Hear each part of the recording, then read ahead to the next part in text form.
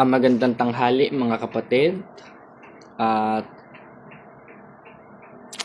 live tayo ngayon. At ayan.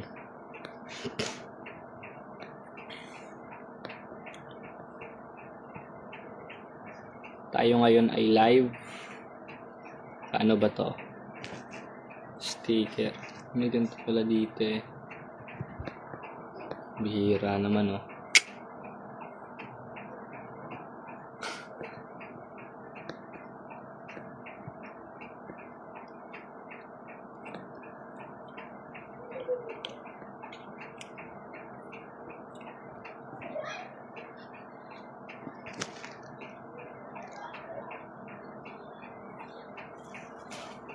Ayan.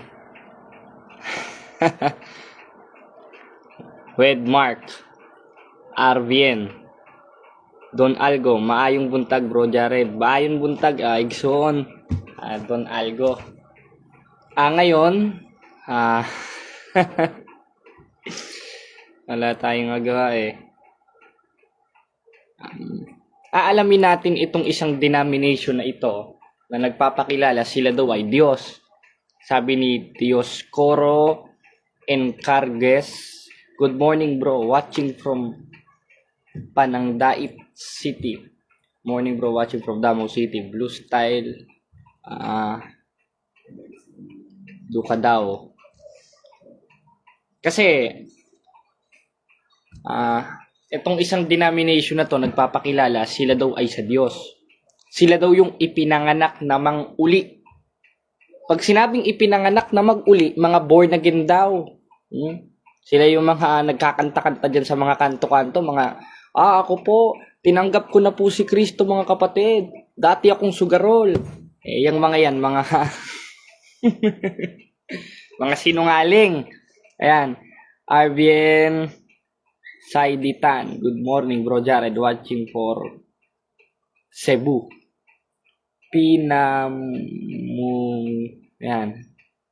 Pinamungga dyan Cebu. Good morning, Jared. Bohol. Kuya Bible verse, brother Jared. Sige, antabay lang tayo.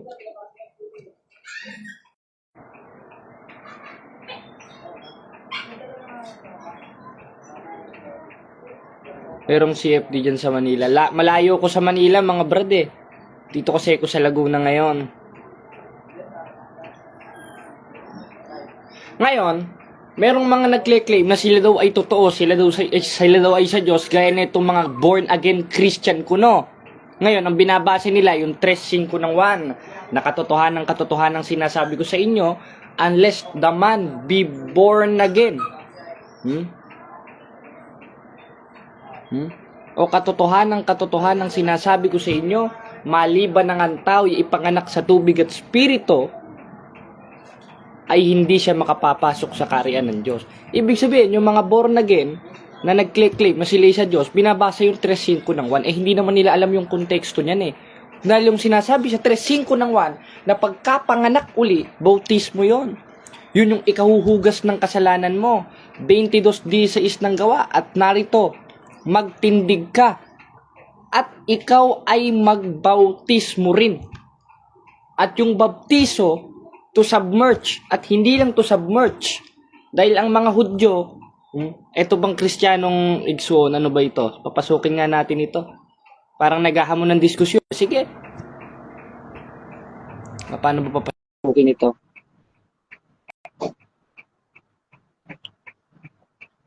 Hello, Brad. Hello, Brad. Hello po, kapatid. Anong relihiyon mo, bro?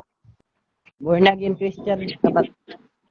Born again Christian. Tama? Yes. Yeah. Ibig sabihin, ang stand nyo, walay relihiyong makaluwa, sumala sa Biblia? Yes. Yan ang aming... Okay. Ang tanong ko sa'yo, ganito. Tinatanggap Anong tanong mo? mo ba yung doktrina yung mga born again na walay makaluwas na relihiyon sumala sa Biblia? Tinatanggap mo o dili mo tinatanggap? Yes. Tinatanggap ko na walang... Ngayon tinatanggap mo. Ano sa Greek ang salitang relihiyon? Alam mo o dili mo alam? Yeah, alam alam ko, eklesiya po, yun ang nasa... Ayon, eklesiya. Ngayon, kung tinatanggap mong eklesiya, naniniwala ka ba na yung nasa 1:18 ng Kolosas na siyang katawan ay eklesiya?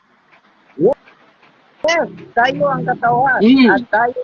Okay. Tayo, Ngayon, sabi mo kanina, ito, sunod na tanong, huwag ka muna magsalita. Sabi mo kanina, ang relihiyon, eklesiya. At ang eklesiya, 1:18 ng Kolosas, ang katawan. Sabi mo, hindi ikaliligtas. Bakit sabi sa 5:23 ng Epeso, sapagkat ang lalaki pangulo ng kanyang asawa, gaya naman ni Kristo, na pangulo ng iglesia at siya ring tagapagligtas ng katawan nito. Ibig sabihin, si Kristo, ililigtas niya yung katawan. At yung katawan, 1:18 ng Kolosas, yung iglesia. At yung eklesia, o yung eklesiya, sabi mo, relihiyon. Ibig sabihin, tinatanggap mo ba na tama itong pahayag ko na nasa Biblia? Tinatanggap mo, hindi?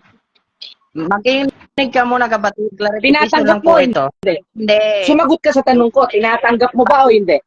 Clarification lang po. Tinatanggap mo ba o hindi? Oo o hindi. Ngayon, kung hihigit ka sa oo o hindi, ang sabi ni Kristo, 5:37 ng Mateo, ang magiging pananalita ninyo'y oo, hindi, hindi. Ngayon, tama ba ito na nasa 5:23 ng Epeso, ang ililigtas ni Kristo ay ang iglesia? Tinatanggap mo o hindi? Hindi, may clarification na ako sa episode 5. Tinatanggap mo ba o hindi, kapatid? Tinatanong Ano? kita, sumagot ka sa tanong ko. Okay. Wala kang karapatang magpayag dahil unang-una, live ko ito. Ngayon, tinatanong kita, tama ba itong nasa 5:23 ng Epeso na siyang tagapagligtas ng katawan nito at inaamin mo na ang katawan ay eklesiya at ang ibig sabihin ng eklesiya para sa iyo ay relihiyon. Ibig sabihin, tinatanggap mo ba na ikaliligtas at ililigtas ni Kristo ang eklesiya o ang relihiyon? Okay, itong sagot, kapatid. Tama talaga ang Tinatanggap mo o hindi? Yes, Tinatanggap mo o hindi? Ayun, salamat. Salamat, tinatanggap mo. Baba na. Hindi ka... Salamat. Tinatanggap niya pala eh. Ngayon, okay. Pasensya na mga kapatid dahil sabi ni Pablo sa 1:13 ng Tito, sawayin mong may kabagsikan sila. Kaya sawayin nating may kabagsikan. Kasi ang konklusyon niya, walay daw makaluwas na relihiyon sumala sa Biblia. Ngayong walay makaluwas na relihiyon, ang ibig sabihin sa kanya ng relihiyon ay eklesiya. At ang ibig sabihin ng eklesiya, tinatanggap niyo yung nasa 1:18 ng Kolosas ay yung katawan. At yung katawan, 5:23 ng Epeso, yun ang ililigtas ni Kristo. E di ililigtas ni Kristo ang iglesia. At ililigtas niya ang relihiyon. Ibig sabihin, ikaliligtas o makaluwas ang relihiyon, sumala sa Biblia, ayon na mismo sa kanya.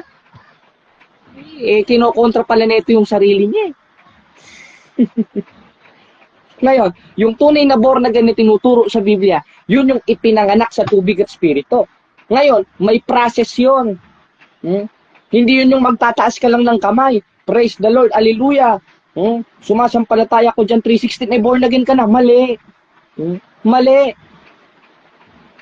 Mali. Bakit? Dahil yung nasa 3:5 ng 1, practices yun. Yung pagkapanganak sa tubig at spirito. At isa dun sa pagkapanganak sa tubig at spirito, yung bautismo na ikahuhugas ng pangalan o ipakuhugas ng ng kasalanan mo, 22:16 ng gawa. At narito, bakit ka tumitigil, magtindig ka at ikay magbautismo rin. At yung bautismo, yun yung pagkapanganak sa tubig at spirito. Ngayon, saan ba dapat maganap yung bautismong itinuturo sa Biblia? 28:19 ng Mateo. Dahil dito'y magsiyaon kayo't gumawa ng alagad sa bawat bansa at sila'y inyong bautismuhan sa pangalan ng Ama, Anak, Espiritu Santo. Yung salitang sa, it denotes a propositions of place na doon dapat tayo magbabautismo. Tanong, nasa ba yung pangalan ng Ama? 12:5 ng Deuteronomio. Kundi sa dakong pipiliin ng Panginoon yung Diyos sa lahat ng mga lipi na paglalagyan ng kanyang pangalan sa makatwid bagay sa kanyang tahanan. At yung paglalagyan ng pangalan ng Diyos na doon dapat tayo magbautismo sa kanyang tahanan. Ngayon, ano ba yung physically evidences o yung isa sa halimbawa nung tahanan ng Diyos na doon dapat tayo magbautismo? Sa born again Christian ba na puro mga ek-ek? O, basahin natin sa 3 mga ikalawang kronika. At sa kabanal-banalang bahay ay umukit ka ng dalawang kerubin. Ibig sabihin, yung bahay ng Diyos na doon dapat tayo magbautismo, merong mga sacred image. Doon sa kabanal-banalang bahay na doon dapat tayo magbautismo. Alin yun? Yung bahay ng Diyos. Alin ba yung bahay ng Diyos? 3:15 ng unang Timoteo. Ngunit kung ako'y magluwat ng mahabang panahon ay upang maalaman mo na kung paano sa mga tao na dapat ugaliin sa bahay ng Diyos. At yung isa sa physically evidences na doon dapat tayo magbautismo sa 2 Chronicles 3:10, merong larawan. Doon sa kabanal-banalang bahay. Saan yun? Sa Catholic Church.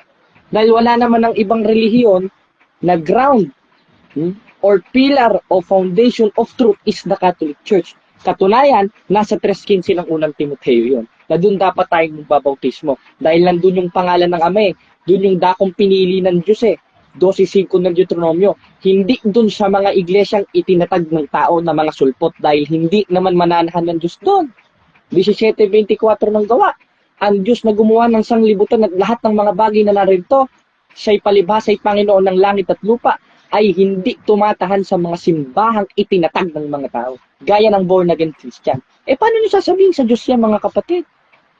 Dahil yung sa Diyos, existed na 33 AD, hindi ang born-again. Dahil ang born-again, practices yan nung tunay na simbahan o iglesyang nasa Biblia at yan ang bautismo.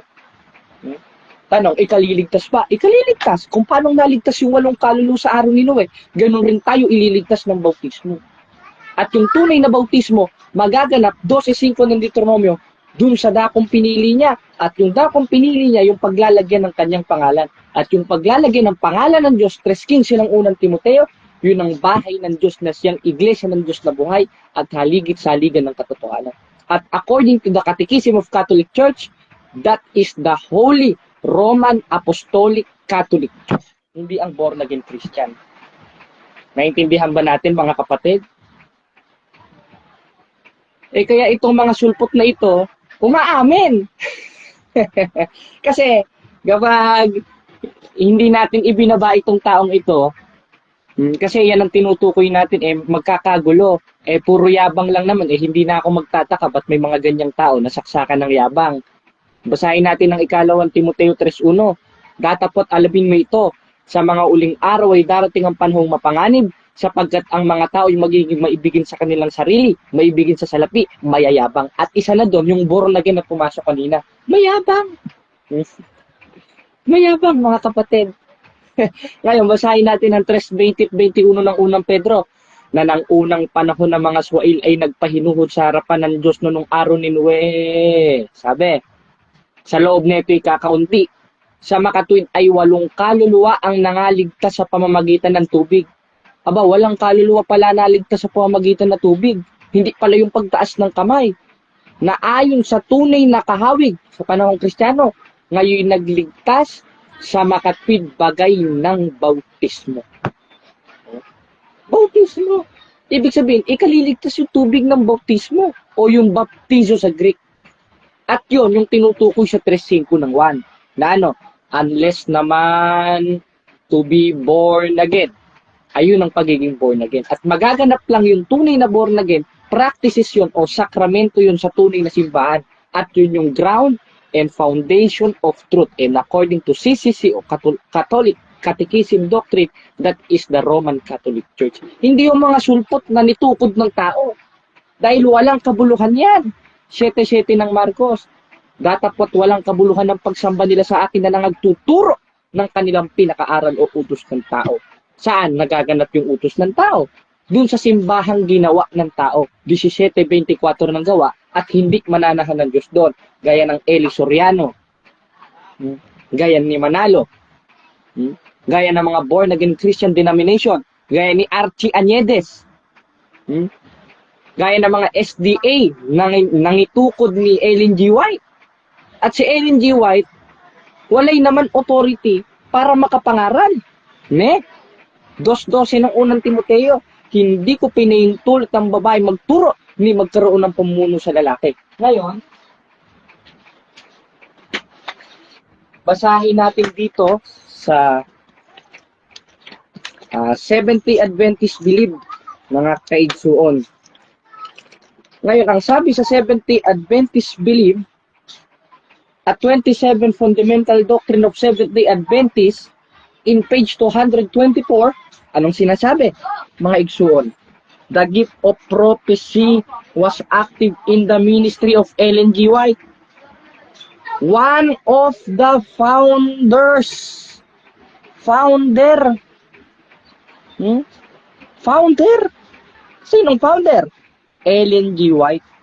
Dahil ang regalo ng propesya ay natanggap daw ni Ellen G. White, 1863. Yan ba ang aaniban natin, mga kapatid na relihiyon? Tapos sasabihin kayo ang totoo. Tapos sasabihin, pag hindi nagbigay ng 10%, mamalasin. Paano mamalasin? Hindi ka nangaariing ganap ng kautusan na yun eh. Dahil nag-iba na ang pare, nag-iba na rin ang kautusan. 7:12 ng Hebreo. Sapagkat ng palitan ng pagkasiserdote ay kinakailangan rin palitan ng kautusan. At yung mga siserdote at pare, yun yung mga saserdote at levita na nagpapabigay o nanghihingi ng ikapo sa lumang tipan. At inutos lang yon sa Israel, hindi sa Pilipinas. Ang kakapal ng mga mukha ng mga pastor na itong manghingi ng ikapo. Tanong, utos ba sa inyo magpaikapo? O kayo ba yung binigyan ng authority para mag-ikapo? 4:4 ng Malakyas. Alalahanin ninyong kautusan ni Moises na aking lingkod, na aking inutos sa kanya sa Horeb para sa buong Israel. Utos yun sa buong Israel. Ano halimbawa? Yung nasa 3:10 ng Malakyas na kumuha kayo ng 10 bahagi. Ngayon, utos pa ba? Hindi na nga eh. Dahil sabi mismo sa 7:12 ng Hebreo, ng palitan ng pagkasaserdote, kinakailangan na rin palitan ng kautusan. Ngayon, ikapu pa rin ba? 9:7 ng 2 Korinto, magbigay ang bawat isa ayon sa ipinasya ng kanyang puso. Puso mo na magpapasya. Hindi yung, mga kapatid, sama-sama tayong mag-offering sa ating Jesus Christ dahil tinanggap na natin siya, John 3:16. Ayan ba paniniwalaan natin yung mga sulpot na yun na nananakot? Hindi. Hindi. Bakit? Dahil yung 9:7 ng 2 Korinto, yun ang utos sa atin sa panahong Kristiyano na nisulat ni Pablo. At lahat ng sulat ni Pablo, 14:37 ng 1 Korinto, basahin natin. Ang sabi, kung iniisip nino man na siya'y propeta o ayon sa Espiritu, ay kilalanin niyang mga bagay na sa inyong isinusulat ko na pawang utos ng Panginoon. Ibig sabihin, lahat ng isinusulat ni Pablo, utos ng Panginoon. At hindi lang yon, yung karunungan niya, yung knowledge niya, galing sa Panginoon yon.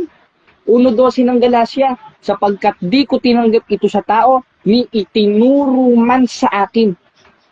Aba, hindi pala tinanggap ni Apostolo Pablo yung karunungan niya sa tao, ni itinuro man sa kanya. Sino? Kundi aking tinanggap sa pamamagitan ng pahayag ni Jesucristo. Alin? Yung karunungan niya, yung isinusulat niya, napawang utos ng Panginoon. At isa doon, yung nasa 9:7 ng 2 Korinto. Kaya hindi na utos ang ikapu sa panahong Kristiyano. Ano ba kayo mga pastor? Mga pastor ng born again, bakalares. Bakalares. R.A. Fuentes. Ikapu pa rin ba? Nako. Hindi ba kayo nakikinig kay Apostolo Pablo? Kayo, karunungan ng demonyo ipinagtuturo nyo sa mga tao. Si Pablo, karunungan ng Diyos, 1:12 ng Galacia. At isa doon sa sulat niya, nasa 9:7 ng 2 Korinto, na magbigay ang bawat isa ayon sa ipinasya ng kanyang puso. Ibig sabihin, wala nang pakialam ang mga pastor kung magkanong ibibigay natin dahil puso na natin magpapasya, hindi ang puso ni pastor. Kaya magbigay ka naman ng unang po, 12, 13, 14, 15, 16, wala nang pakialam ang pastor mo. Bakit? Dahil ang utos o practices ng mga unang Kristiyano at mga Kristiyano sa panahon ngayon,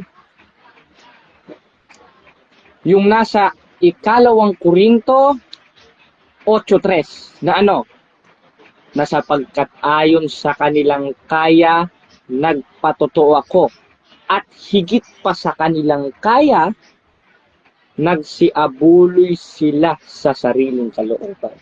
Pag sinabing higit pa sa kanilang kaya, lagpas po sa 10% yun, mga kapatid, mga igsuon. Hermanos, hermanas, lagpas na po sa 10% yun. Ibig sabihin, wala nang pakialam ang mga pastor natin, kahit mga born again, kahit si Chris Bacalares, kung magkano ibibigay natin. Bakit? Dahil sabi mismo sa 7:12 ng Hebreo, nang palitan ng pagkasaserdote, kinakailangan rin palitan ng kautusan. Kaya yung mga sulpot dyan, lalo na si Chris Bacalares, ng Seventh-day Adventist Church, R.A. Fuentes, pumigil na kayo. Naiinda nyo ba yan?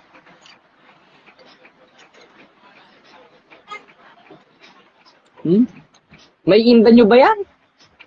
Tapos tatakutin yung mga miyembro niya pag hindi nagbigay ng ikapok, mawawalan ng pera, mawawalan ng blessings. Hoy! Kasinungalingan yan. Bakit? Hindi na nga tayo aariing ganap sa pamamagitan ng kautusan na yun eh. 13:39 ng gawa. At sa pamamagitan nga niya, ang bawat nananampalatay inaring ganap sa lahat ng mga bagay. Na sa mga ito'y hindi na kayo aariing ganap sa pamamagitan ng kautusan ni Moises. At isa dun sa kautusan ni Moises na inutos dun sa mga saserdote at Levita, yung nasa 3 Gs ng Malakias, dahil lahat ng utos dun sa Malakias, sabi sa 4:4 ng Malakias, alalahanin ninyong mga kautusan ni Moises na aking lingkod na aking inutos sa kanya sa Horeb para sa buong Israel. At isa doon, yung nasa 3 Gs ng Malakias na pagbibigay ng ikapu. Bakit? Dahil sabi sa 19 ng Hebreo, inalis niya ang una upang maitatag ang ikalawa. Therefore, sa panahong Kristiyano, iisa lang ang dapat nating pakinggan. Hindi si Moises, hindi si Elias. Sino? 17:5 ng Mateo, at lumilim sa kanila mula sa langit ang isang alapap na nagsasabi, ito ang aking anak na siya kong kinalulugdan. Siya ang inyong pakinggan. Kaya mga kapatid, pakikinggan natin si Kristo. At nakapagsasalita si Kristo sa pamamagitan ng mga apostol at isa na si Apostol Pablo. At isa doon sa inutos ni Kristo kay Apostol Pablo, yung pinractice ng mga first century Christian hanggang ngayon, pinapractice ng Iglesia Katolika Apostolika Romana. Na 8:3 ng ikalawang Korinto, na sapagkat ayon sa kanilang kaya nagpatotoo ako, at higit pa sa kanilang kaya, nagsiabuloy sila sa sariling kalooban. Kaya yung mga pastorotot ng ikapu dyan, diskusyon tayo. O patunayan nyo sa panahong Kristiyano, utos pa rin ng ikapu, tutol ako. Sa demonyo yan, sa panahong Kristiyano. Gumamit tayo ng time element. Kaya nga sabi mismo dun sa 13:39 ng gawa at sa pamamagitan nga niya, ang bawat nananampalatay inaring ganap sa lahat ng mga bagay na sa mga ito ay hindi na kayo aariing ganap sa pamamagitan ng kautusan ni Moises. Kaya hindi na utos ang ikapu ngayon. Ba't pa tayo nagtatights ng nagtatights? Ngayon, sabi naman na ito ni Tormoto, may sinabi ba ang Diyos na wag na kayong magbigay ng tithes o ikapu? Aba, oo! Oo, meron! Ano ka ba naman? Nandun na nga mismo sa 13:39 ng gawa na sa pamamagitan nga niya, ang bawat nananampalatay inaring ganap sa lahat ng mga bagay na sa mga ito'y hindi na kayo aariing ganap sa pamamagitan ng kautusan ni Moises. At nakapaloob dun sa kautusan ni Moises, yung inutos niya sa Horeb, nasa 4:4 ng Malakias, at damay dun yung nasa 3 Gs ng Malakias, at yun ang ikapu. Ngayon, kung gagamit tayo ng logically speaking, pinagbawalan ng Diyos yun. Katunayan, in New Testament, sabi sa 9:7 of 2 Corinthians, magbigay na ang bawat isa ayon sa pinasya ng puso. Ano ka ngayon, kapatid? Diba?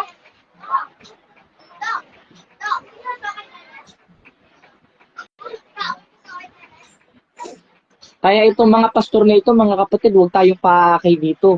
Lalo na tayong mga kapatid na Katoliko. Tapos uutu-utiin lang tayo sa ikapu. Naku. Kaya sa mismong oras na ito, 11:56, dalawang topic agad ang natapos natin Yung tunay na born again o yung pagganap ng tunay na bautismo kung saan merong jurisdiction gaya ng nasa 28:19 ng Mateo at utos pa ba ang ikapu sa panahong Kristiyano. Hindi na. R.A. Fuentes, Chris Bacalares, baka nanonood kayo. Sabi, ibig sabihin ba pwede na tayong pumatay? Aba, hindi. Bakit? Dahil sa panahong Kristiyano, 3:15 ng unang 1, mapuot ka pa lang sa kapatid mo sa pananampalataya, mamamatay tao ka na Pumatay ka pa kaya? Kapatid. Ngayon, ang pinupunto dito na hindi na tayo aariing ganap, yung kautusan ni Moises sa kabilang bahagi. At yun yung mga inutos sa mga saserdote at Levita. At yun nga yung isa doon, yung supported verse doon, yung nasa 3:10 of Malacca, yung pagpapaikapo. Ano ka ba naman kapatid? Umalis ka na dyan sa relihiyon mo. Bumalik ka na sa Santa Iglesia. Ayan. May first fruit pa.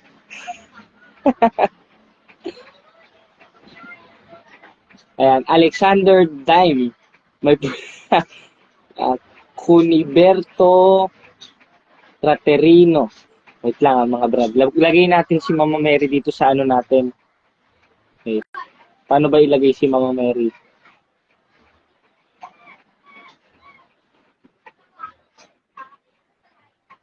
Ay, hindi na.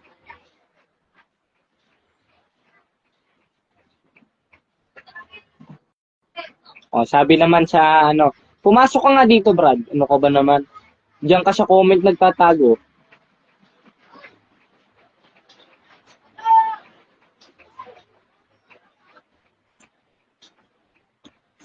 Gagang Sudaria. Shout out ko from Upper Carmen, Cagayan de Oro. Ayan, sabi. Wait lang, hinahamon tayo eh. Nasa na? Ayan, magbigay ka ng exact verse na nagsabi na wag nang magbigay ng tithes. Ngayon, kung hahanapan mo kung letra por letra, kontra ka sa aral ng mga apostol, kapatid. Tormato. Bakit? Dahil ang pangangasiwa ng mga apostol in 2 Corinthians 3:16, hindi na sa titik. Kung hahanapan mo ko ng titik, faith alone, hahanapan mo ko letra por letra na sinabi ng Diyos, oy, wag na kayong mag-tithes. Lalabas ka, kontra ka dun sa ipinangangaral ng mga apostol. Bakit? Dahil ang pangangasiwa ng mga apostol sa 3:16 ng 2 Korinto, hindi na sa titik. Bakit?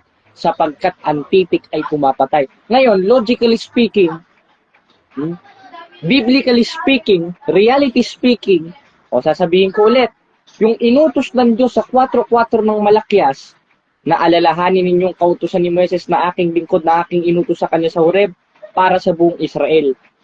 Isa doon sa utos sa Israel, doon sa mga saserdote at Levita, yung nasa 3:10 ng Malakyas na paborito ng mga pastorutot ng born again. Ano? Na magbigay ng ikapo san inutos sa mga saserdote at Levita. Ngayon, dumating na ang panahong Kristiyano, wala na tayo sa panahong mosaiko, sabi sa 7:12 ng Hebreo, sa ng palitan ng pare ay kinakailangan palitan ng kautusan.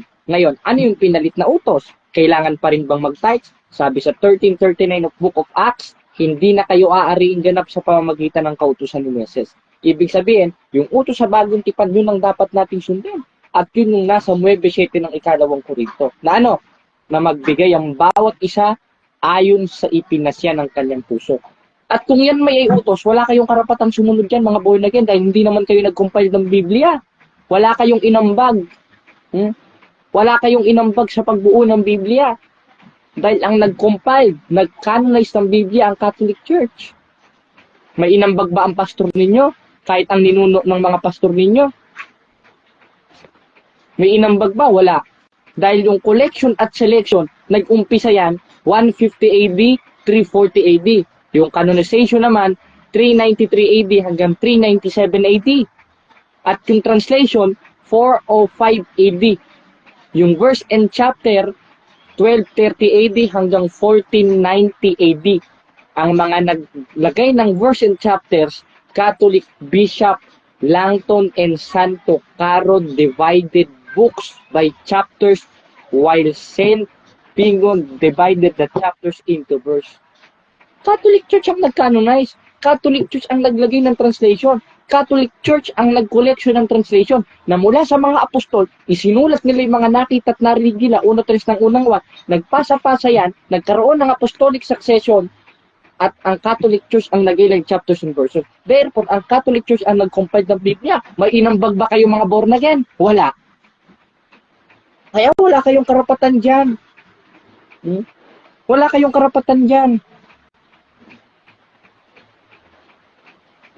Wala kayong karapatan. Kahit man lang bumasa kayo, wala. Dahil walang inambag ang simbahan ninyo at mga pastor ninyo sa pag-canonize, selection, compilation, at paglalagay ng chapters and verses sa Biblia. Ang ginawa lang ng pastor ninyo, kumuha lang ng Biblia, nagbasa lang, ito eka. No. Ayan eka, sabi sa 3.6 o 3.5 of John.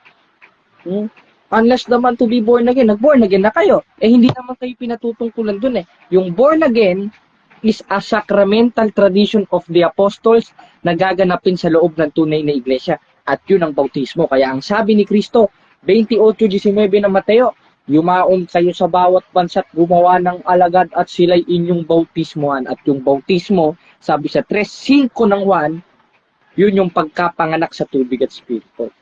Naintindihan niyo ba mga kapatid?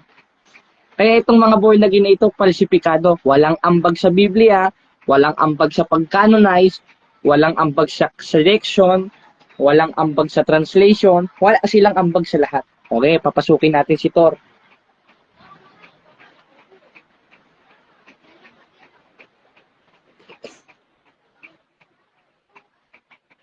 Pasok, Tor, ina-add na kita.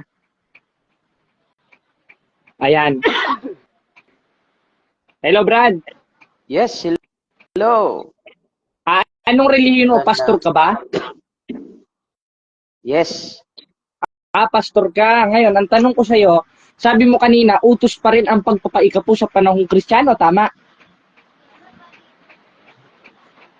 Tama. Tama. Tanong ko sa'yo, saan nakapaloob? Tanong ko sa'yo, saglit lang kapatid, kung talagang totoong Kristiyano ka, handa ka dapat sa pagsagot. 3:15 ng unang Pedro. Na handa dapat sa pagsagot. Pag akyat mo pa lang, ayaw mo nang sumagot eh. Eto, tanong ko sa'yo, saan nakapaloob yung 3 Gs ng Malakia? Sa panahong Kristiyano o panahong mosaiko? Hanggang ngayon. Hindi, ang tanong ko sa'yo, pumili ka dun sa dalawa. Huwag mong sabihin hanggang ngayon dahil wala naman ako dun nilagay sa tanong kong hanggang ngayon. Tingnan mo, sumagot ka muna. Tanong ko sa'yo, yung 3 Gs ng Malakias, alin yung subject of the sentence o yung tinutukoy doon na kumuha ng ika-10 bahagi? Tanong ko sa'yo, sa panahong mosaiko o sa panahong Kristiyano? Sa panahon ng mga Hudyo. Tanong ko, wala akong sinabing Hudyo. Sumagot ka doon sa tanong ko. Huwag kang sasagot ng hindi ko tinanong. Mapapahiya ka kapatid. Ang tanong ko sa'yo, yung nasa 3 Gs ng Malakias, anong panahon yon?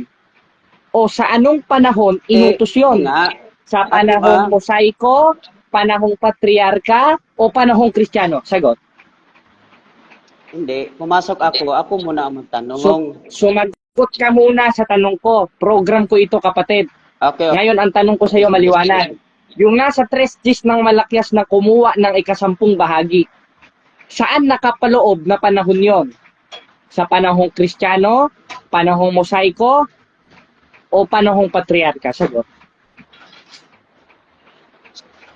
Sa panahon yan ni Moses. Ayun, salamat. Ngayon, kung ito'y nakapaloob sa panahon ni Moises, sabi ni Pablo sa 13:39 ng Gawa, hindi na kayo aariing ganap sa pamamagitan ng kautusan ni Moises. Tama ba itong isinulat ni Pablo o ikaw yung tama? Ako ang tama. Kasi nasa Bible yan. Ulit ang tanong.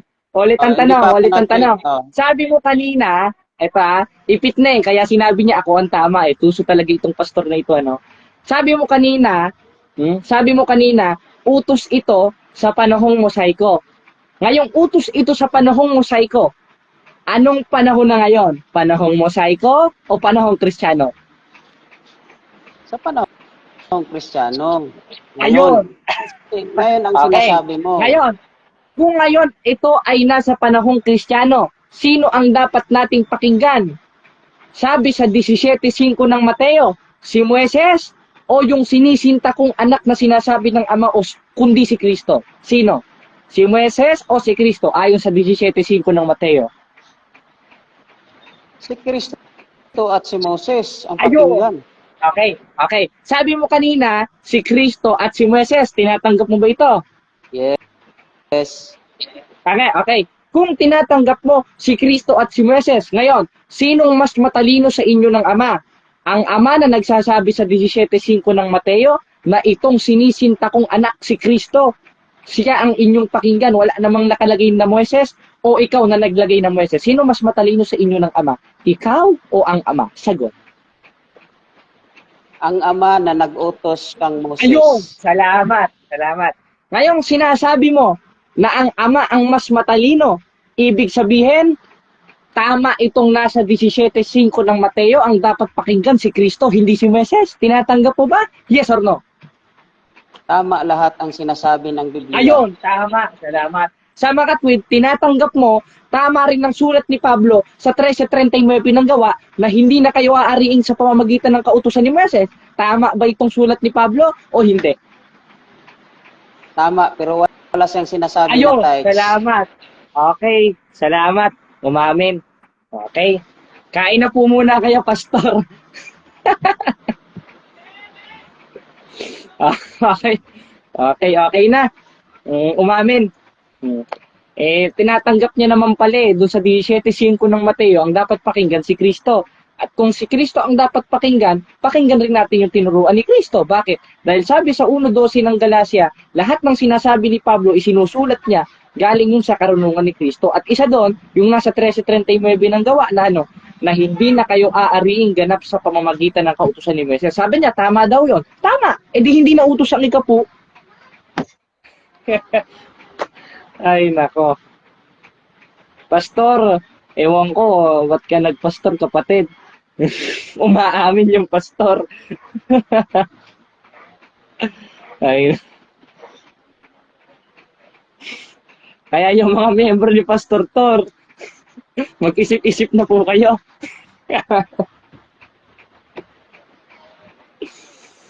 Ay, nako.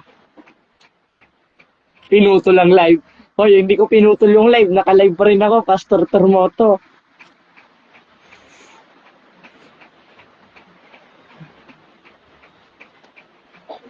Okay na. Takot pala ito ma-question. O sige, sige ano, papasukin ka ulit. Ipasok ka ulit, Tor. Dali. Takot pala. Ako naman tanungin mo. O nga naman. Akit ka ulit. O yan, ini-invite kita. O, umaamin eh.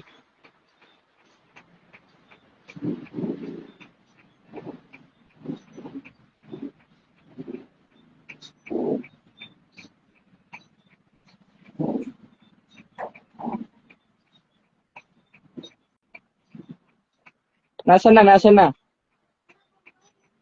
Oy, ano? Tor, Pastor. Pasok ka po.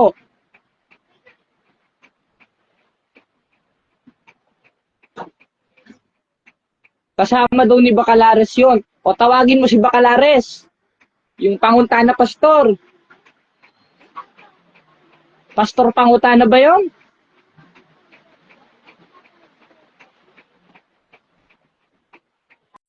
O yan na, ito si pastor umakyat. Yung isa hindi kumaad. Ayan ako muna kapatid. Pakitin lang natin itong pastor. Ayan, Tor. Okay. Okay. Ano pangutana? Okay. Naniniwala ka ba kang Moses? Naniniwala?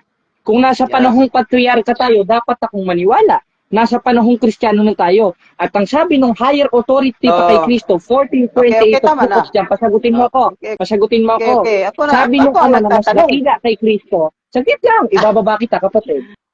Sabi sa 17:5 ng Mateo, Ako muna. Ang dami mong tanong kanina.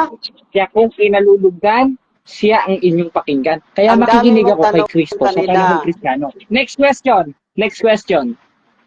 Okay. Sino ang mas makapangyarihan? Ang nag-utos sa anak o ang nag-utos? Aba, syempre yung nag-utos. Kaya ang sabi Okay. ng Ama na nag-utos sa Okay, okay, okay. 17:5 Tama ng na. Okay na, Mateo, okay na, okay na, okay na, itong okay na. sinisinta kong Okay anak na. na siya kung Oh, kinalulugan, makinig siya ka. ang inyong pakinggan. Next At question. isa dun sa utos, yung nasa 9:7 ng Makinig ikalawang sa next Korinto, question. magbigay ang bawat isa ayon sa pinasya ng puso. Huwag mo kong ipitin. Ano ka lang, Makinig sa i-critical lang, next question. pastor. Makinig Next ka sa next question. question. Okay. Oh, next question. Ito. May sinabi ba ang Diyos na wala niya ang tithes? Meron.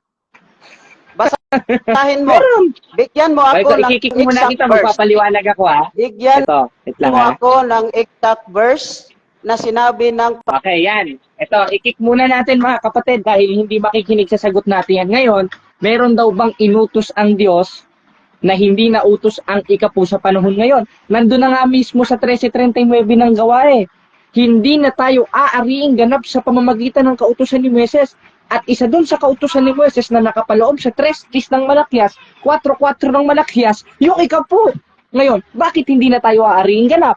Pinatigil na kasi 7:12 ng Hebreo. Dahil lang palitan ng pagkasaserdote, kinakailangan na rin palitan ng kautusan. Kaya sa bagong tipan, iisa lang ang dapat nating pakinggan. 17:5 ng Mateo. Sino? Yung nag-utos. Bakit? Itong sinisinta kong anak na siya kung kinalulugan, siya ang inyong pakinggan. E di pinatigil na. Katunayan, pinractice ito ng mga first century Christian 8:3 ng ikalawang Korinto. Na ano? Na sapagkat ayon sa kanilang kaya nagpatotoo ako, at higit pa sa kanilang kaya, ay nagsiabuloy sila sa sariling kalooban. E di hindi na iutos ang ikapu. O, next question. Akyat ka ulit. Akyat ka ulit, pastor. Hindi ka kasi nakikinig ng tanong ay ng sagot Alam nyo, yung nagtatanong, naghihintay ng sagot. Huwag kang magtatanong nang hindi mo naman pala hihintayin yung sagot. Ilalabas niyan, impertinente ka, kapatid.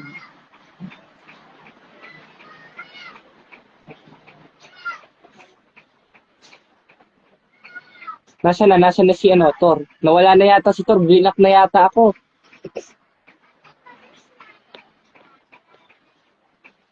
Nawala na nga. Nawala na si Thor. O, akit pa dito yung mga yung mga sulpot.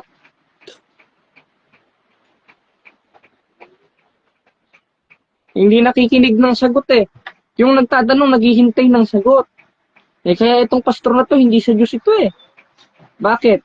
8:47 ng 1, dahil yung sa Diyos, nakikinig ng salita ng Diyos. Ayaw naman makinig ng salita ng Diyos, nagtatanong ukol sa salita ng Diyos, ayaw naman makinig. Hindi sa Diyos itong pastor na ito.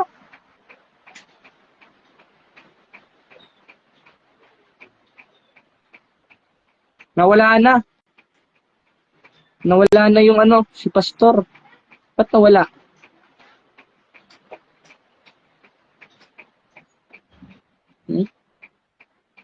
Nawala na si Thor, blinak na yata ako. Sabi ko lang, ibababa ko lang siya kasi hindi ako Sige, Noriel, pasok ka rin, Noriel. Ayan, next. Ay, si Noriel. Nawala na si Thor. Hindi ko na makita dito sa audience, Ba't pala nag-live ako, nilagay ko si Mama Mary dito sa gilid. Para yung mga protestante. Arwin.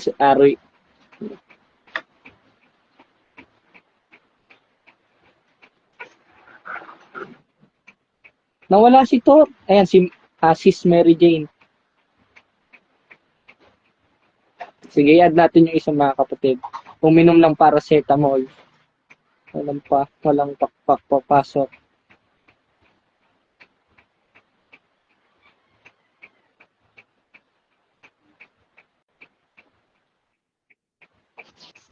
Hello po, kapatid. Hello po, brother. Magandang umaga. Magandang umaga o patanghali na po. Isa po akong blind po, tagapakinig. Opo. Mary Sige po, kapatid. Jean Perez po from Banga, South Cotabato. Isa po akong Katoliko.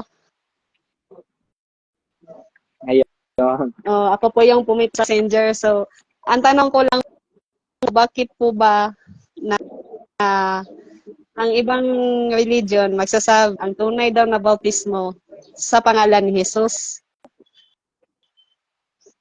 Mali. Ngayon, yung nasa unang Pedro na binabasa nila, kapatid, si Pedro yun eh. Iba naman si Pedro kay Kristo eh. Ngayon, ang sabi, magpangalan kayo o magbautismo kayo sa pangalan ni Jesus. Ngayon, pag magbabautismo tayo sa pangalan ni Jesus, anong sabi ni Jesus? 28:19 ng Mateo, bautismuhan ninyo sila sa pangalan ng Ama, Anak, Espiritu Santo. Hindi lang sa pangalan ni Jesus. Kaya lang ikinotes ni Pedro, dun sa unang Pedro na magbautismo kayo sa pangalan ni Jesus, to clarify na dun dapat tayo magbautismo kay Jesus. Ngayon, pag magbabautismo tayo kay Jesus, ano namang sabi ni Jesus? Sabi sa 28:19 ng Mateo, bautismuhan ninyo sila sa pangalan ng Ama, Anak, Espiritu Santo. 3 pangalan yung kapatid. Okay po. Ayun po. So, ano po, yung tunay pa lang na bautismo o valido po is yung Trinitarian na tinatawag.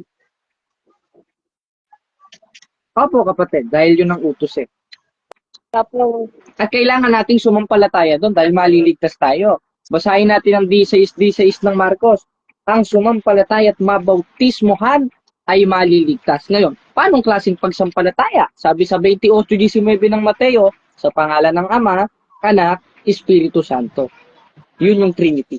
7:20 ng... wala ba tayong Biblia? Nalimutan ko yung talata eh. Ngayon, nasa 7:20 yon, yung sa The Living Bible. okay po. Ngayon hawak ko ito sis yung mga hawak ko ngayon itong mga referensya ko nung protestante pa ako. Ito, wait lang ha. Ngayon, wait lang po sis. Welcome home. Ngayon, itong mga referensya ko nung sulpot pa ako, pupunitin natin. Kasi wala na eh. Ito, bigay sa akin ni Denmar Santiago noon. Yung debate sana namin ni Brad Paul. Ito, lahat ng laban ko sa Katoliko noon, nung inuusig ko pa, yung mga referensya ko noon, sisirain natin. Kasi, hindi ko na mapapakinabangan itong mga ito eh. Wait lang ha.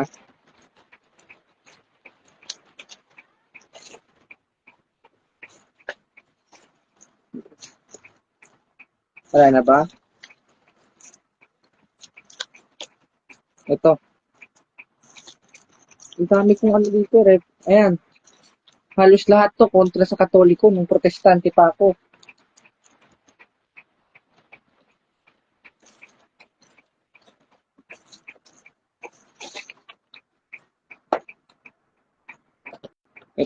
Ito mga kapatid, lahat ng mga reference ko nung protestante pa ako. Ngayon, sisirain na lang natin to kasi hindi na natin mapapakinabangan to eh dahil nasa tunay na iglesia na tayo. Yung mga laban ko sa iglesia ng Diyos noon na at according sa CCC, yun ang Catholic Church, sabi naman na itong SDA, paakyatin mo naman ako. Ano ba trip mo? Sige yan inad na kita bro. Nakalagay cold add guess. Ito lahat ng mga punitin na natin. Yan. Kasi mga references ko to. Yan. Nung pa ako, sulpot. Baka mamaya maposes pa tayo dito eh. Yan. Tira na yung ating mga Wait lang ah.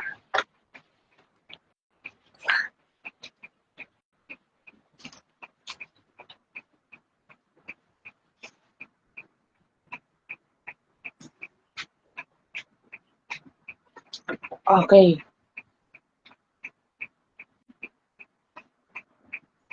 Ngayon, ito ang bago nating. Ayan. Ito. Ito yung Lamb's Supper. Bigay ni Father Darwin. Ayan. Tapos, Pero ito yung pinaka highlights. Itong The Catholic Church has the answer. Lahat ng mga paratang ng mga sulpot masasagot dito sa book na ito. Ayan.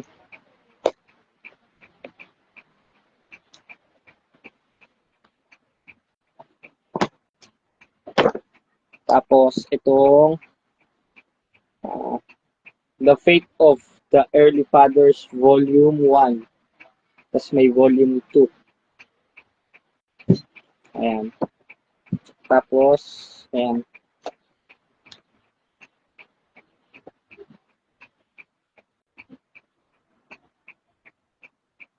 Si Mama Mary.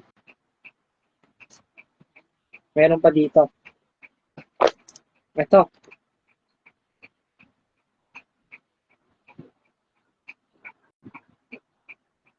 Ayan, shout out kay Frances Donates from Macau. Ayan. Pasalamat rin kala Bro Wendell Talibong. Ay kala Bro Alvin Gitamonto. Kasi nagtatanong ako sa kanila eh. May papasakin natin ito.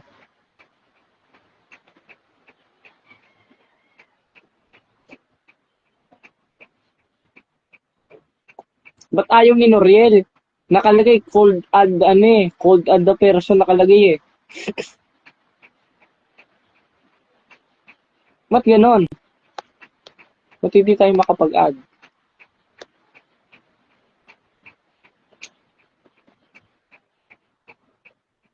Added up to guess. Pa-shoutout sa akin, Jared, naka-live ka pala. Pangalanan mo lahat yan book na binigay ni Father Darwin, sabi ni Bro Wendell. Ay, ni Alvin Kitamundo. Jamie, hindi ko mabasa, nagtutuloy-tuloy. Reynaldo, RV, Ricardo Sampani, Joel Santos, John Per Contraes. So, papasukin natin si Noriel. Kasi kanina pa nagre-request eh. Tapos pag pinipindot ko naman ng nakalagay, cold add guess ang nakalagay. Tapos ito, meron rin tayo ng volume 2 na Yan. The Faith of the Early Fathers, volume 2. Tapos sino ba nakalagay dito? Ayan. Ayan si Mama Mary. Takot ang mga sulpot dito, lalo na pag kumanta ng Salve Regina ang mga kapatid. Ayan. Patrick Jade, shout out from Davao. Tapos,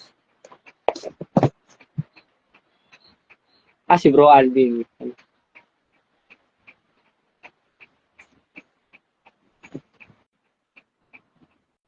Sabi, ayan, Bro Alvin, magandang tanghali.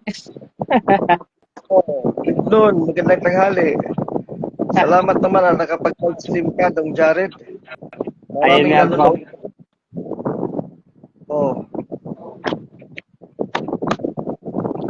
Yung iba, hindi ba nakapasok?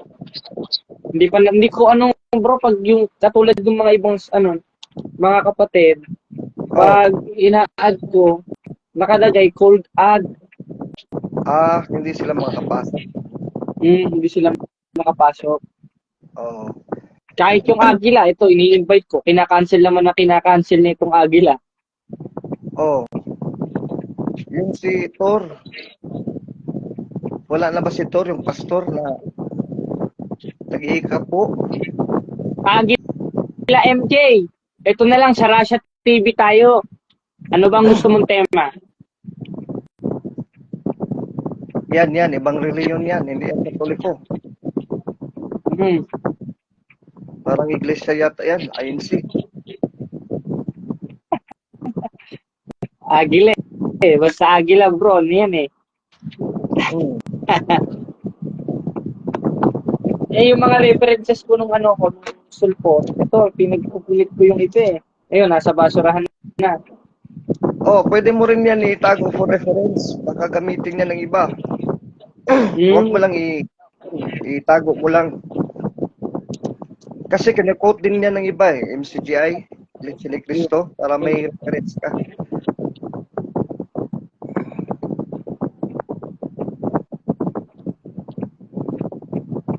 Yan, yung Maganda hadith yung ng Muslim.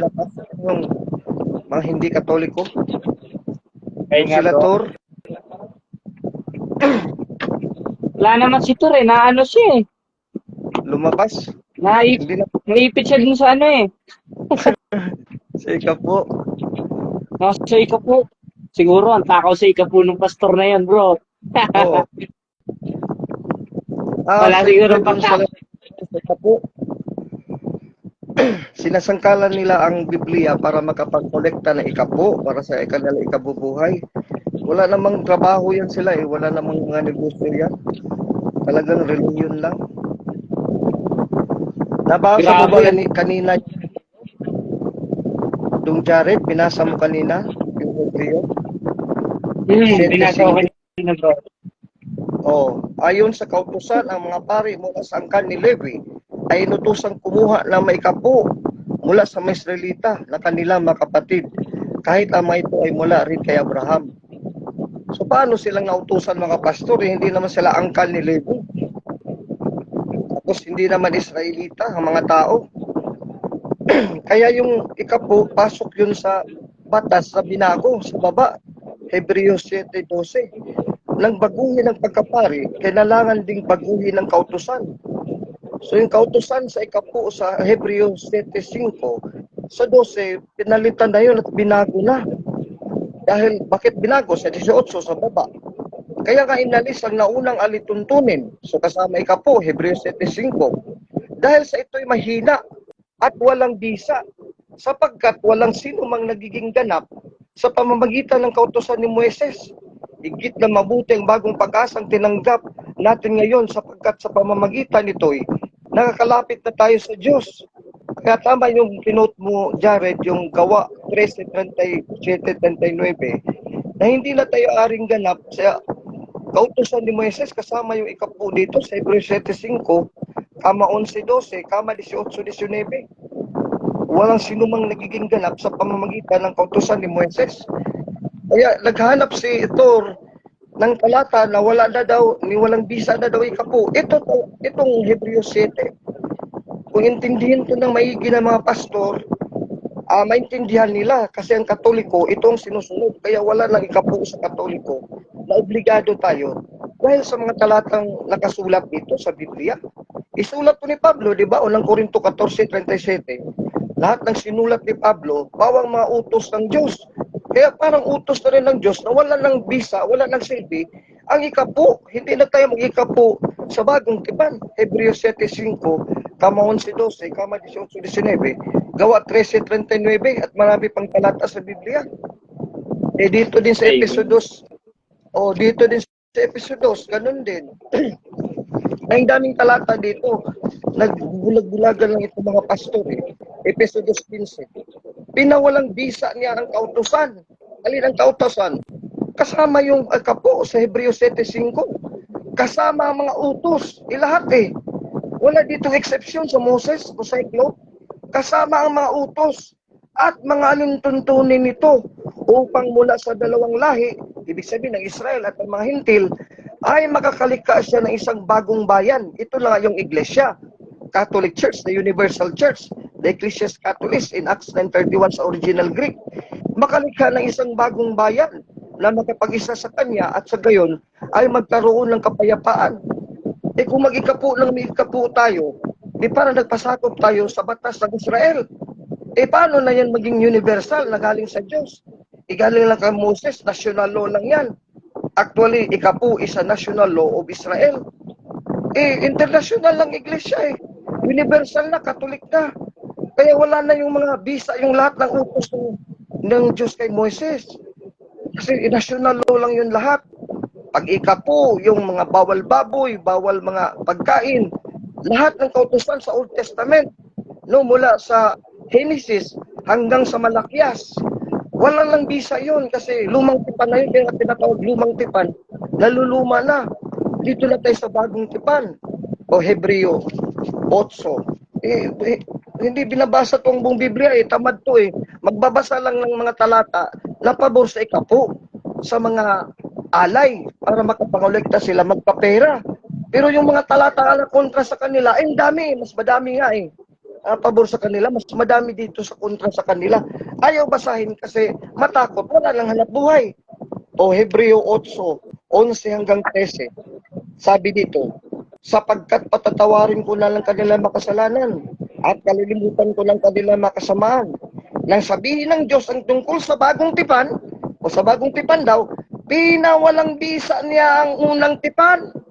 So, yung lahat, Episodos 15, Hebreo 7:18-19, Hebreo 8:13, all of the Old Testament laws na yun, mga alintuntunin, mga kautusan sa lumang tipan, lahat na yun. Kasi general na to na term, unang tipan.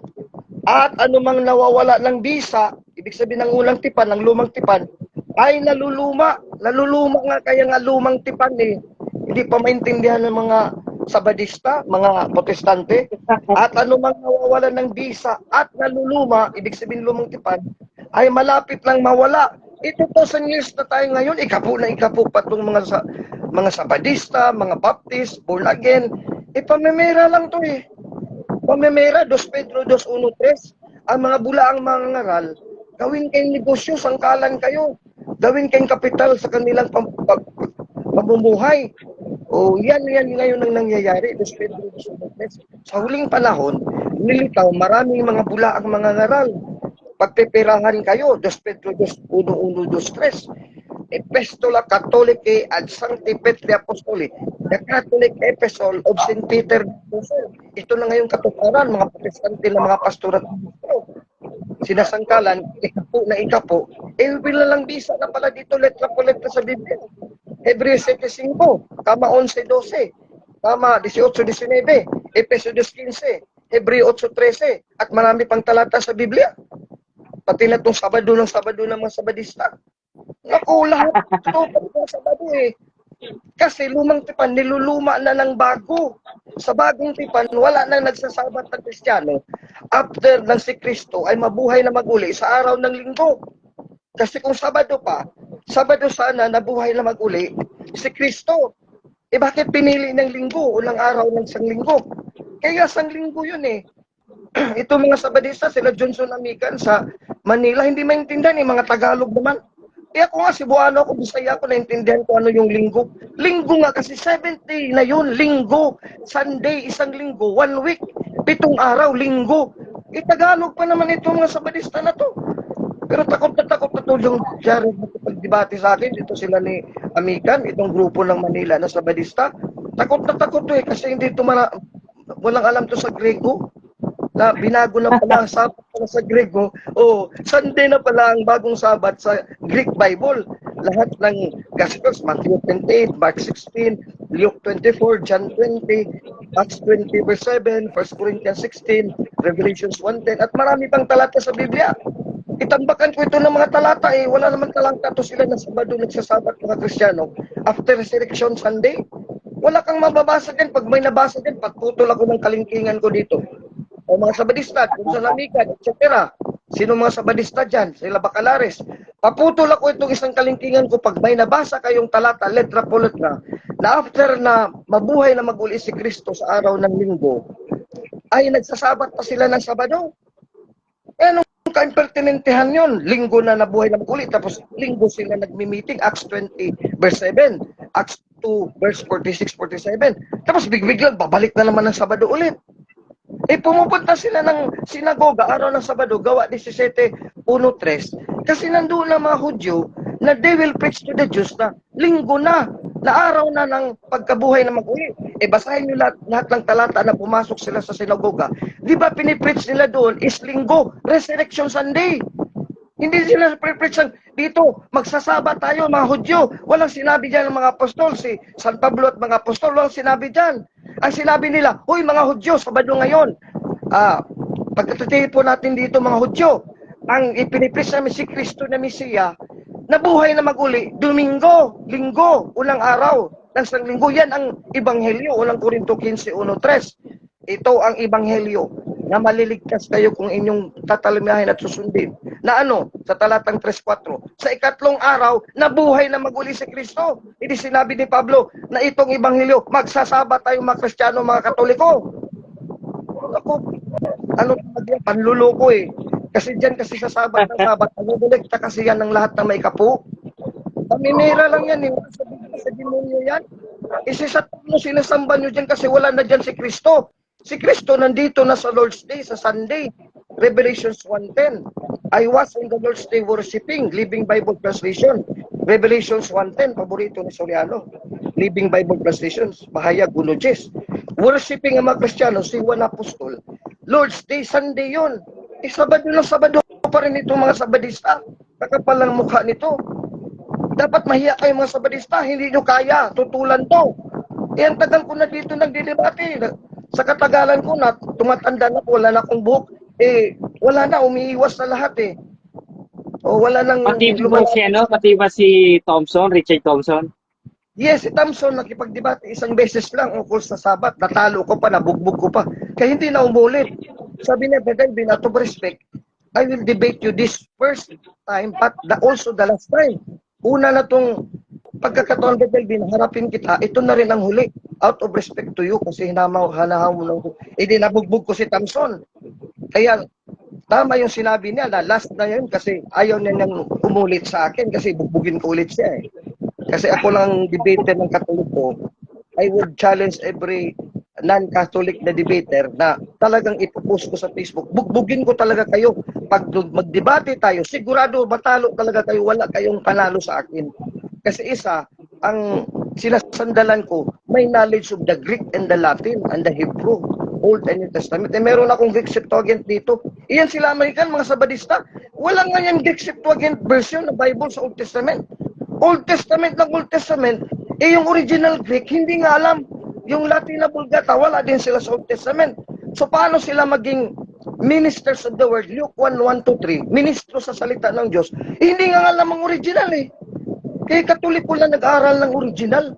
O hindi kailangan ng lahat ng debater ng CFD o ng Katoliko na malaman talagang original. At least lang meron. Isa kanila zero, wala talaga. Hanggang sa puno nila doon sa Amerika, sa Seventh-day General Conference, hindi alam mag-Greek. Magbasa ng Greek man lang na Bible. Wala din silang Greek Bible. Anong babasahin? Consistent sila. Lahat sila ng simbahan, 50,000 ka mga reliyon at sekta at denominasyon. Hindi man lang nahiya sa Katoliko. Sa Katoliko, isa lang tayong reliyon, isa lang simbahan sa Iglesia for 2K years, 2,000 years. Marami iba-iba dito, marunong magbasa ng Greek Bible. May Amerikano na marunong magbasa ng Greek. Layman din, hindi pare. Sa Italy, meron din. Sa Israel, meron din mga Katoliko mala magbasa ng Greek at Hebrew. Sa Pilipinas, si Dwayne Cartuhano, marunong mang Hebrew. At Greek, ako din.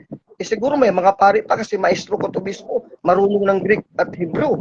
Itong kalaban natin, 50,000, kadami-dami nila. Mas marami para sa kuto ng ulo ng kanilang lola. Walang alam kahit isa. Si Mr. Soriano hindi lang marunong magbasa ng Greek eh. Nag-google pa yan.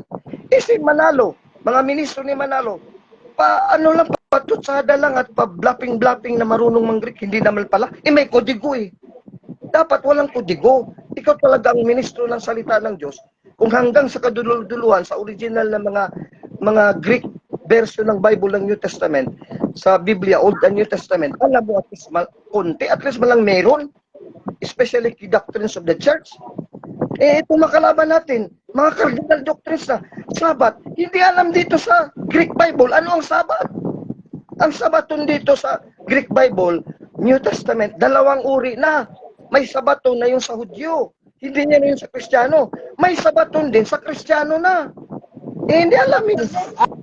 Kaya paano yan ngayon? Patuloy lang nga, manluloko. Sa maloko lang, ngayon, modern times na, ikaw Jared, nag-convert ka ng pagkakatoliko, di lalo na sila mahirapan. Kahit mag-retire na ako, hindi na ako sasabak sa mga debate, ikaw na dyan lang magdidebate sa kanila, walang panalo yan eh. Hindi nga umakyat dito sa iyo kasi takot sa iyo eh. Alam nila, pag maraming Katoliko marunong na, may alam na, wala na yan. Mauubos na yan sila, babalik na yan sa Katoliko lahat. Kasi dito talaga sa Iglesia Katolika, dito talagang Iglesia sa Diyos, ang haligi at suhay ng katotohanan sa 1 Timothy 3:15. Yung salitang oikos, hindi nalalam, Sa Greek, house, yung bahay. In the Greek, oikos. Isang word lang yun idikit, yung kata, oikos, according to the house church. The house church, the church that is in the house. Ang mga iglesia nasa bahay-bahay, oikos. Kata, according to, kata oikos, converted into Latinized form, yung dalawang Greek word, kata oikos, with letter L. Kasi Latinized with L ang prominent alphabet sa Latin, L. So, kata plus L plus oikos. Katolikos! Katolikos yan dito. Colossus 4:17, mga iglesia sa bahay. Kasi nag-umpisa yun, iglesia sa bahay. Mga bahay-bahay, hindi pa yun universal agad, nagganap. Sa Jerusalem, nagbahay-bahay pa sila Acts 5:42.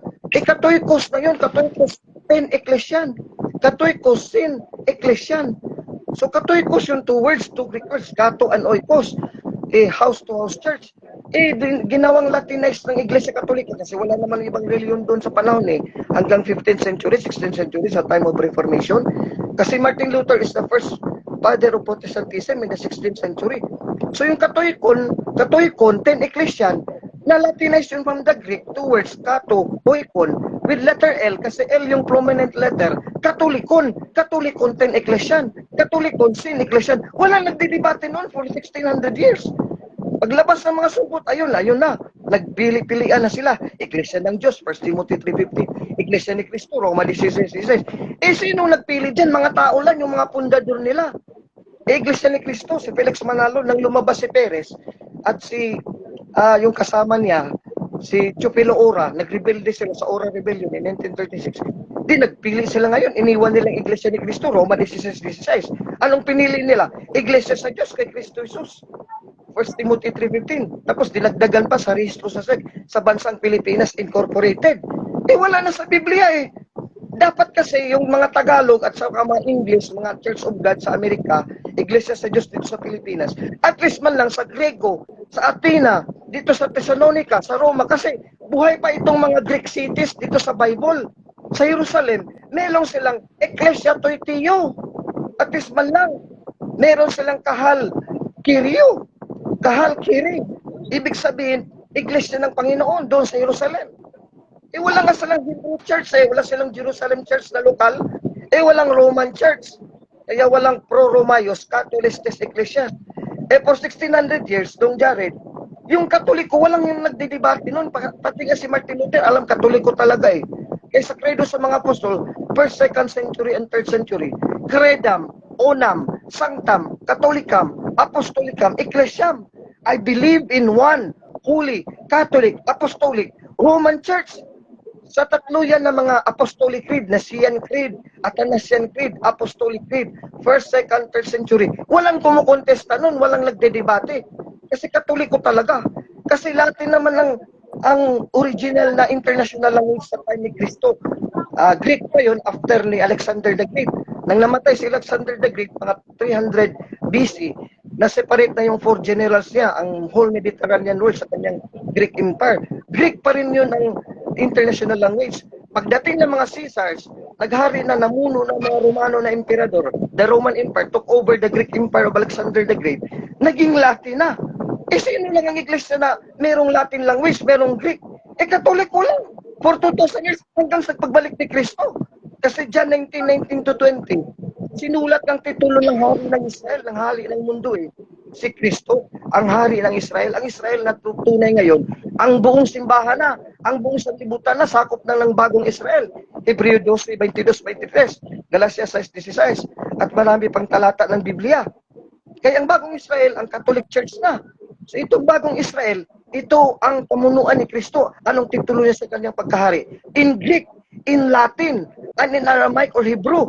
Ito sila Suryano, walang alam sa Greek, Aramaic, Hebrew, Latin. Puro lang Tagalog Bible, Tagalog Bible. Wala namang iglesia sa Diyos dun sa Jerusalem. Kasi Bisaya yung iglesia sa Diyos. Tagalog yung iglesia sa Diyos. Pilipino yun. Gawin natin English, Church of God. O galing sa Amerika, Church of God. Maraming Church of God. Mga more than 500 kasekta, Church of God. Iglesia sa Diyos. Wala din sa Biblia kasi hango yan sa King James Version. 1611, Church of God, the translation. Iglesia to itiyo dapat. Dapat sana ako magtatag ako ng Church of God. O patunayan ko sa iyo, Brad Jared, na ako yung original na iglesia sa Diyos sa Biblia. Anong patunay mo ba, Dalvin? O may membro ako doon sa Jerusalem.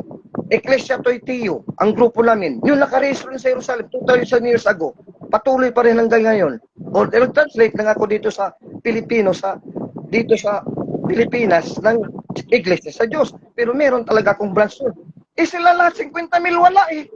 Claim lang Church of God, Iglesia sa Diyos. Wala namang Iglesia Toitio na kasama nila doon sa Greek.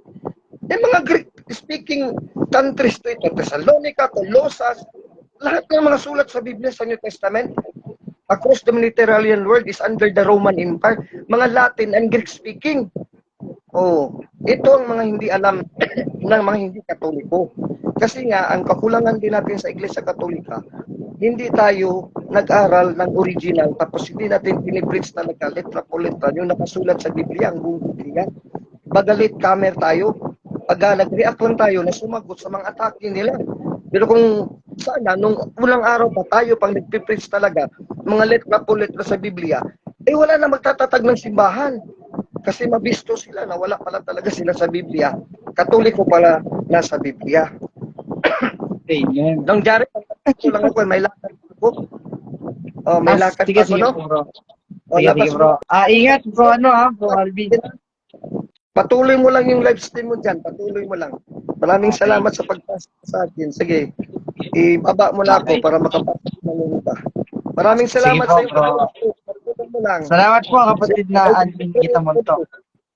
Oh, I'll be praying for you. Bye-bye. God bless. Okay. Ah, sana marami tayong natutunan mga kapatid at yung mga sulpot na protestante. Yan, sige, yung mga itong Jeremiah Bebo, putak ka ng putak, parang manul ka, wala namang tama sagot. O sige, akit ka dito, Brad. Akit ka dito, Jeremiah, pastor ka ba? O parang pastor ka yata, Brad.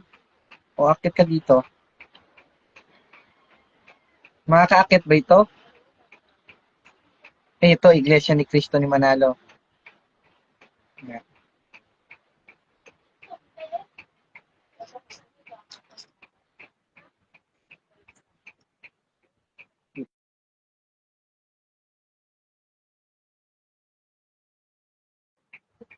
Makakakit kaya ito si ano?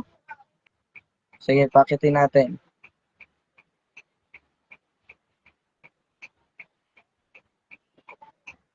Sige. Antabay lang tayo mga kapatid at pakyatin natin ito yung INC. Tapos tignan natin, baka makikipag-dialogue to. Di-diskusyonin natin ito. Ayan.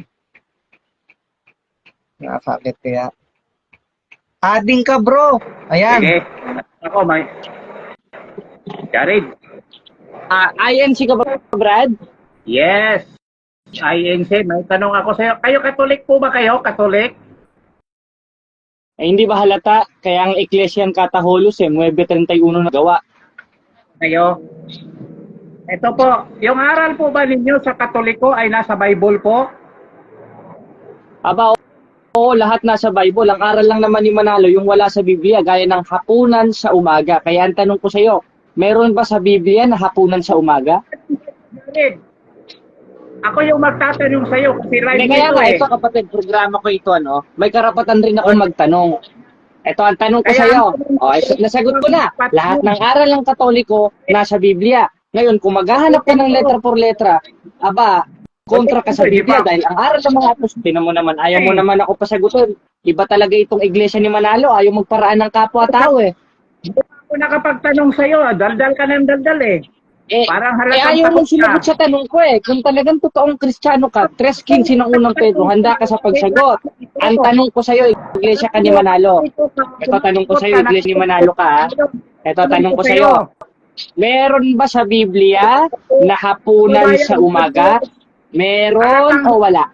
Jared, wala pong alam kasi drive niya ito, ayaw magpatanong. Nasagot ko na nga yung tanong mo, kaya ako naman magtatanong eh. Ang tanong niya kasi kanina, mga kapatid, sagit lang ha. Tinatanong kita, Katoliko ka ba? Sabi niya, Okay, yan. Ilabas muna natin dahil parang ine-exorcist na papaso sa sacramentals. Ngayon, ang tanong niya, Katoliko daw ba ako? Ang sagot ko, oo. Ngayon, lahat ba ng aral ng Katoliko nasa Biblia? Nasa Biblia. Kaya ang sabi ko, huwag siyang hahanap ng letra por letra dahil hindi lahat ng katotohanan mababasa mo ng letra por letra. Dahil ang mga apostol, 3:16 ng unang Korinto, hindi sa titik. At meron ding mga tradisyon ang mga apostol na itinuturo sa Biblia. At yun yung nasa 2 Thessalonians 3:6. That tradition that we receive of us. Ibig sabihin, may tradisyon, may utos, biblically speaking, historically speaking. Katunayan, nasa 8:8 ng Job. Sabi, read the history book and see. Kaya ang tanong niya, meron ba sa Biblia lahat ng aral ng Katoliko? Nandun, dahil yun ang ikaliligtas eh. Wala naman tayong inventong aral eh. At kung para sa kanila, merong inventong aral, meron naman tayong authority. 16:19 ng Mateo, anumang ipahintulot nyo sa lupa, ay ipahihintulot sa langit. Sumasagot ako, ayaw niya akong pasagutin, nagwawala. Parang hinampas ng sacramentals. Ganyan talaga mga INC, mga Iglesia ni Cristo ni Manalo. Bastos talaga yung mga yan. Bastos yan mga kapatid, asahan nyo na. Kahit ako, nung nagla-live ako sa TikTok, mga sumasapaw yung mga manalista na yan eh. Manalo talaga yan eh. Mga manalista yan eh.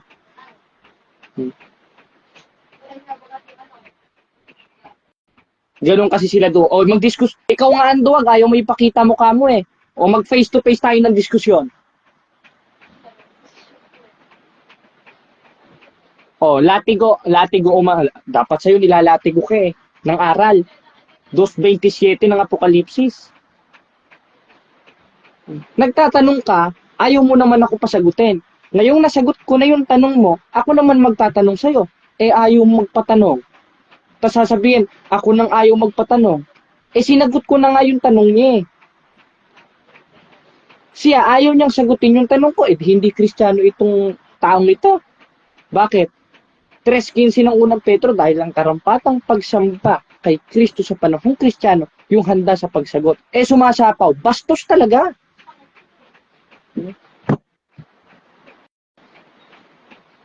Yan ang ugali ng mga iglesia ni Kristo ni Manalo, bastos.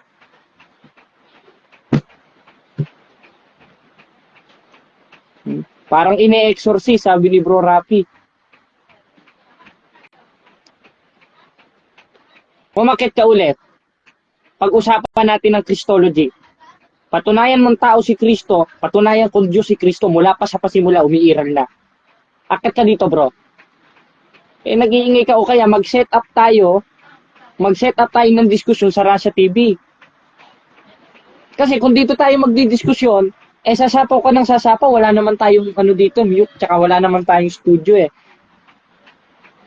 Ayaw magpatalo, bastos.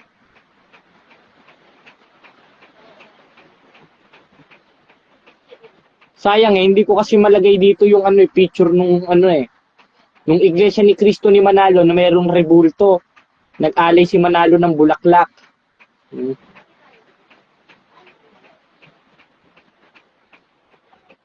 O ito si Karems, umiiral na baka hindi mo na unawaan. Di umakit ka dito, tara, magtanungan tayo. O, hindi yung nag-aano ka dyan. O ito ito mga kapatid, ask Karems to join the live broadcast. O okay, pipindutin ko. Magtanungan tayo, magtanong ka, magtatanong ako, ubusin natin yung 1 oras, at pag wala kang naisagot, at ayaw mo nung sagot, baba. Pakitin natin. Ayan, pinakit kita Karems ha. Tingnan natin kung may paninindigan ka sa aral nyo.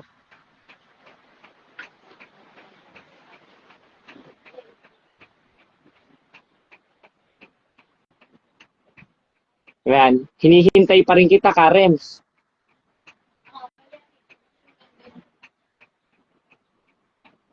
O, akit dito, Karems.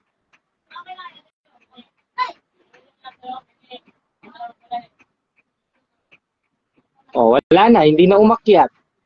Sabi mo pala, mali ang unawa ko. Di ituwid mo, turuan mo ako. Umakyat ka dito. O, kung may rebulto man, bakit sinasamba nila?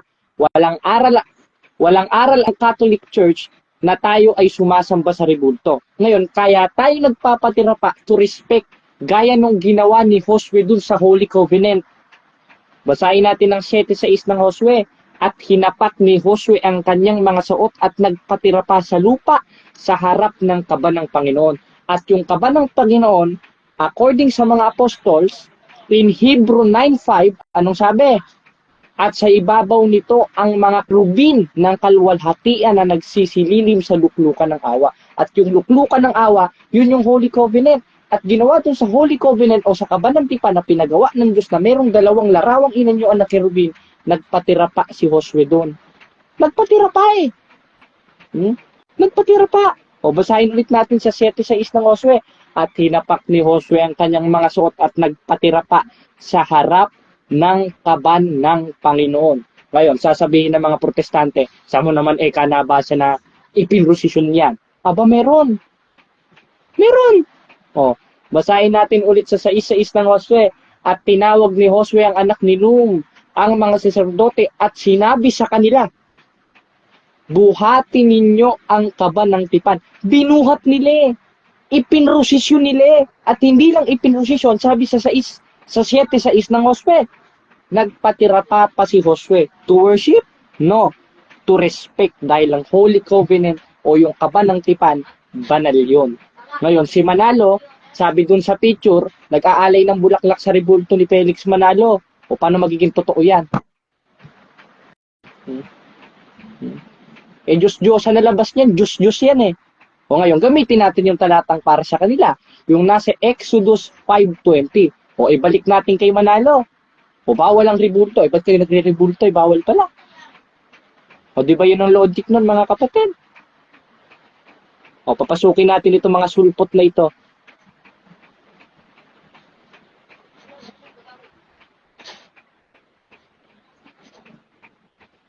Hello, Brad. Anong relihiyon mo, kapatid? Hello? Hello, magandang hapon. Anong relihiyon mo, kapatid?